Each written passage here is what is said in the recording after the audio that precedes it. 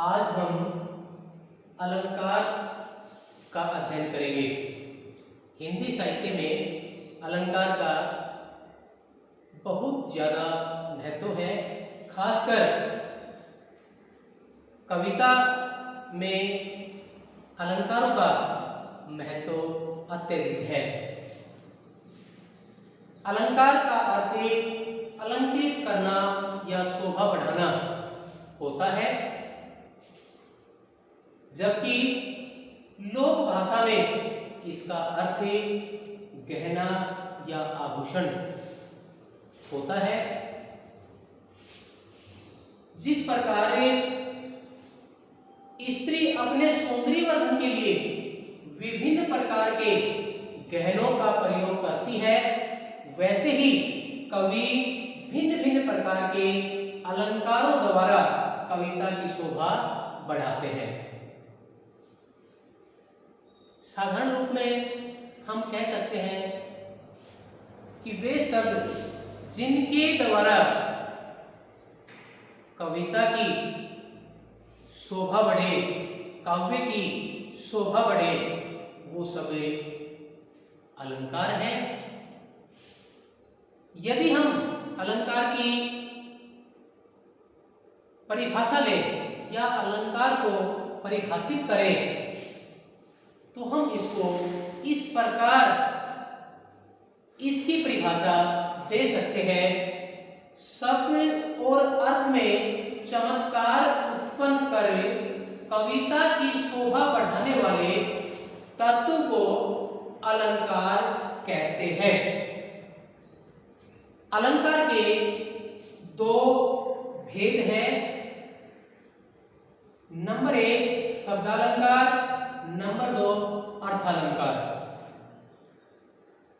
शब्दालंकार जहां शब्दों के कारण चमत्कार उत्पन्न होता है, अर्थालंकार जहां अर्थ के कारण चमत्कार उत्पन्न होता है।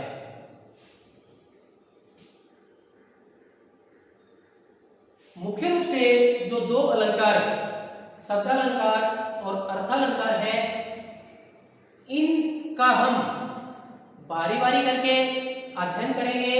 सबसे पहले हम शब्दालंकार का अध्ययन करेंगे। शब्दालंकार में पहला अनुप्रास अलंकार है।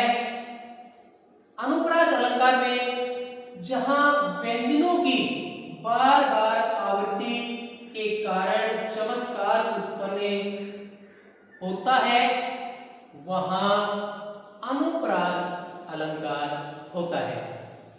जैसे कि चाचा ने चाची को चांदनी चौक पर चांदी की चम्मच से चटनी चटाई।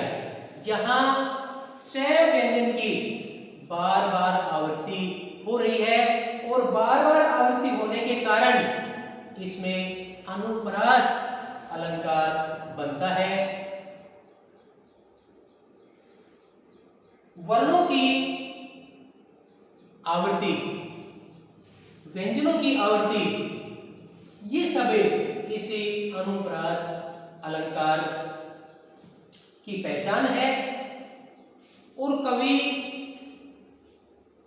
वर्णों या व्यंजनों की आवृत्ति बार बार करके उसमें ऐसा चमत्कार पैदा करता है जिससे कि कविता की सौंदर्यता और ज्यादा बढ़ जाती है। शब्दालंकार में अगला है यमक। यमक अलंकार में शब्द या शब्दांश की आवृत्ति होती है। प्रत्येक बार शब्द का अर्थ अलग अलग होता है। यहां कहने का भाव यह है कि इसमें शब्द या शब्दांश उसका प्रत्येक बार जो अर्थ है वो भिन्न होता है।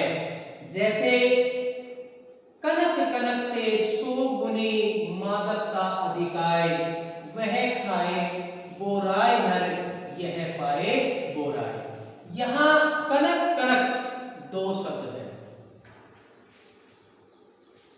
यहां पहले जो कनक जो शब्द है इसका अर्थ धतूरे से लिया है।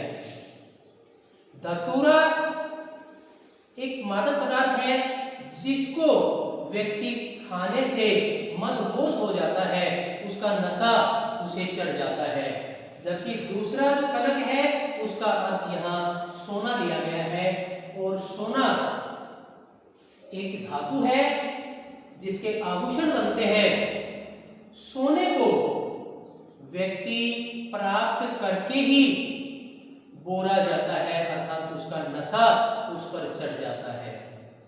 यहाँ कनक और कनक दोनों शब्दों के अलग अलग अर्थ हैं और दोनों का भिन्न भिन्न अर्थ यहाँ उपरोक्त इन पंक्तियों में बताया गया है। शब्दालंकार में अगला अलंकार सलेश अलंकार है, जहां एक शब्द के एक से अधिक अर्थ निकले। यहाँ शब्द एक है लेकिन अर्थ उसका हर बार अलग अलग निकल रहा है। जैसे रहीमन पानी राखिए बिन पानी सब सून, पानी गए न उबरे मोती मानस चून। रहीम जी कहते हैं कि पानी के बिना सब कुछ शून्य है, लेकिन यहाँ पानी का अर्थ भिन्न भिन्न स्थान के ऊपर क्या है। सबसे पहले हमें मोती के साथ जो पानी का जो संबंध है वो उसकी चमक से लिया गया है। मोती का पानी के साथ जो संबंध है, पानी का अर्थ यहाँ मोती के साथ चमक से लिया है। मानस मनुष्य के लिए, पानी का अर्थ उसकी इज्जत से लिया गया है, उसके मान सम्मान से लिया गया है। और चून, चूने के साथ एक पानी का संबंध पानी ही लिया गया है। जब तक चूने को पानी नहीं मिलता तब तक चूने का महत्व है वो नहीं रहता, क्योंकि चूना अपना रंग पानी के साथ मिलकर के ही दिखाता है, बगैर पानी उसका भी महत्व नहीं होता। तो यहाँ सलेश अलंकार में पानी शब्द एक है लेकिन हर बार इसका अर्थ अलग अलग निकल रहा है। कभी पानी का अर्थ चमक से है, कभी इज्जत से है, कभी पानी का अर्थ पानी से लिया जाता है। अलंकार में अगला जो इसका जो भेद है अर्थालंकार। इसमें जो पहला अलंकार है उपमा, जहां रूप रंग या गुण के कारण उपमे की उपमा से तुलना की जाए। यहाँ जो उदाहरण दिया गया है या हम जो उदाहरण ले रहे हैं, पीपर पात सरिस मन डोला। पीपर पात और मन, यहाँ दो चीजें उपमेय और उपमान, दोनों का जो संबंध यहाँ जो है कि मन है वो पीपल के पत्ते की समय समान डोल रहा है। इससे जो अगला रूपक, जहां दो वस्तुओं अथवा व्यक्तियों में अद्भुतता को प्रकट किया जाता है। दो चीजें की तुलना, दो चीजों में अद्भुतता इस अलंकार में प्रकट होती है। जैसे चरण कमल बंदो हरिराई, यहां कहा गया है कि भगवान के चरण, कमल रूपी चरण, भगवान के चरणों की जो तुलना है वो कमल के साथ ही कर दी गई है।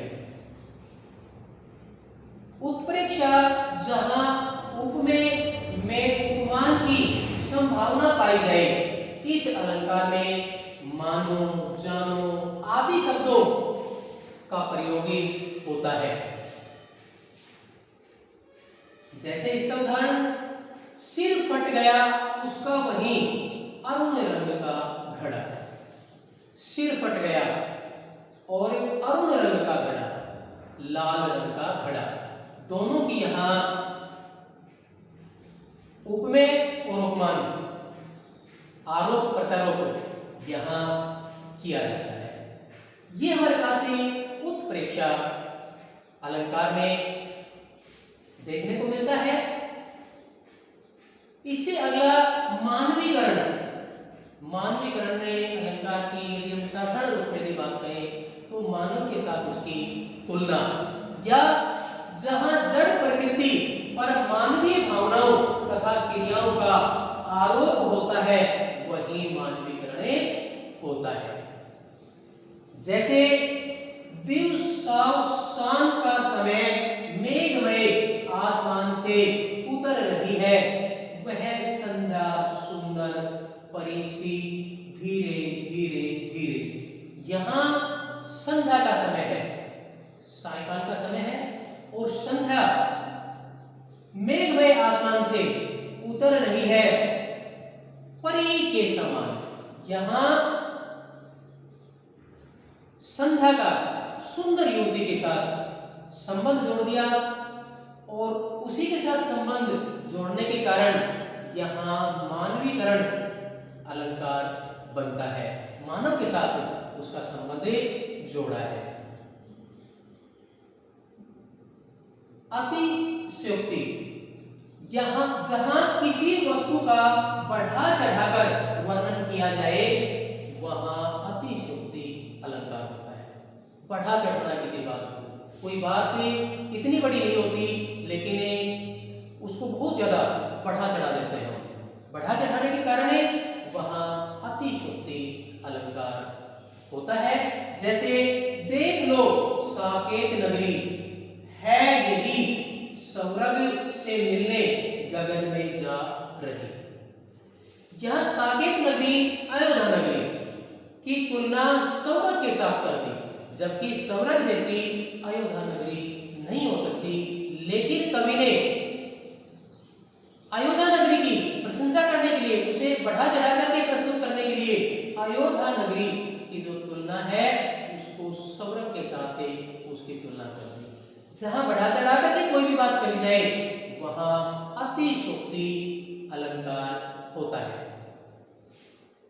प्यारे बच्चों, ये जो अलंकार है जो हमारे पाठ्यक्रम में है उनके अनुसार शब्दालंकार और अर्थालंकार, दो प्रकार के अलंकार हमारे यहाँ दिए हुए हैं, और उन दोनों प्रकार के अलंकारों का हमने अध्ययन किया है। और हमने इसको एक आसान तरीके से इस पीपीटी के माध्यम से समझाने की कोशिश की है, क्योंकि कोई भी पाठ्यक्रम हो हमें रटना नहीं चाहिए, हमें समझ पैदा करनी चाहिए। और अपनी समझ के कारण यदि हम उसे सही ढंग से समझ पाएंगे तो निश्चित रूप से वो विषय हम हमेशा के लिए याद रख सकते हैं। यहां जैसे हमने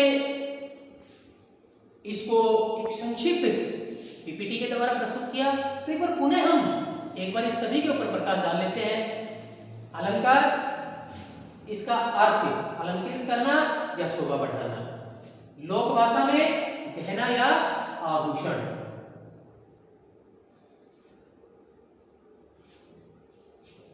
यहां हम इसकी परिभाषा में तो शब्द और अर्थ में चमत्कार उत्पन्न कर कविता की शोभा बढ़ाने वाले तत्व को हम अलंकार कहते हैं।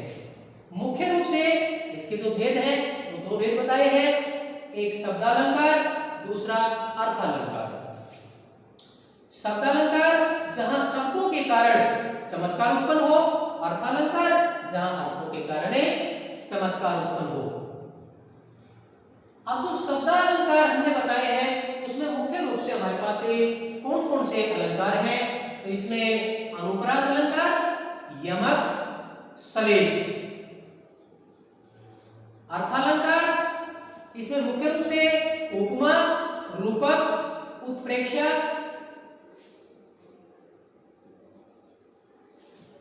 मानवीकरण, अतिशयोक्ति। अलंकार जिनका अध्ययन हमने आज किया है। प्यारे बच्चों, आप घर जाकर के इन सभी अलंकारों को पुनः पढ़ें, इसको समझने की कोशिश करें, कभी भी रटने की कोशिश ना करें, क्योंकि रटी रटाई चीज कुछ समय ही हमारे पास रहती है, हम ज्यादा समय उसको याद नहीं रख पाते। समझी हुई चीज लंबे समय तक हमारे पास रहती है। और अलंकार भी केवल हमारे 10वीं के पाठ्यक्रम तक ही सीमित नहीं है। जब जब हम प्रतियोगी परीक्षाओं में जाते हैं तो वहां भी हमें इनकी आवश्यकता पड़ती है। जब जो चीज हमें भविष्य में भी जिसकी आवश्यकता हो तो उस चीज को हमें समझ के साथ ग्रहण करना चाहिए, बार बार इनका अध्ययन करना चाहिए। कोई चीज यदि आपकी समझ में नहीं आती है तो आप इन्हें बार बार पूछें, ताकि आपकी शंका का समाधान हो जाए। तो सभी बच्चे घर जाकर के अलंकारों को दोहराएंगे, इनको समझने की कोशिश करेंगे, अपनी कॉपी में नोट करेंगे, और कोई भी समस्या हो तो वो कल आकर के कक्षा कक्ष के अंदर इनके बारे में उन्हें पूछ सकते हैं।